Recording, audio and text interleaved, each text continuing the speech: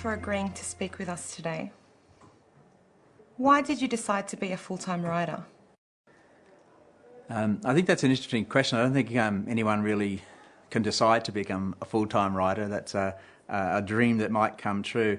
Way back in my university days, I wanted to write something. When I went to university, I didn't know what I wanted to do. I changed my courses 3 times in 3 years. I started off with commerce law, did it for a year, passed it, but didn't like it so much. Went into social work for a year, went into arts for a year, went into arts and completed that. But I discovered that I loved stories and words, and I wanted to write something. And I tried right back then to write some poetry and a comedy sketch and sent them away, and they didn't get accepted, and I thought, well, I'm not a writer. So I gave it away and went into teaching, which I really loved.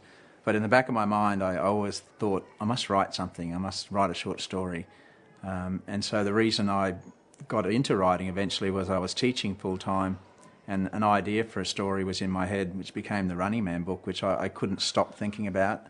And I really wanted to write it down just so people would know that I had this story, and I really didn't think anything would come of it. So I became a writer. I resigned from my job to have a go at writing because I was just out of desperation, really. I was really frustrated because I couldn't write when I was teaching because I had no time to do it.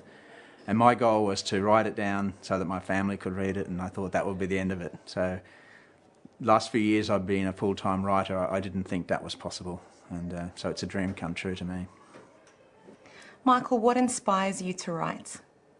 I think the other writers that I came across, particularly at university where I did a lot of English subjects and particularly American writers, Hemingway and Steinbeck and Kurt Vonnegut and a whole lot of other people, I was inspired by the power of words to move people and to transform you and take you to other places.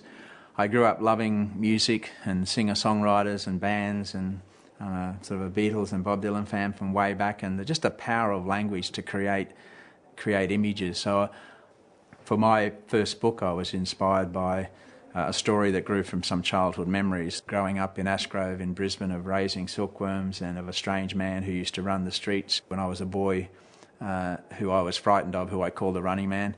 And it grew into a much bigger story and a powerful story, and I really wanted to tell that story because I think it said some important things about things that I think that I believe in, that I think are important. So eventually I did it.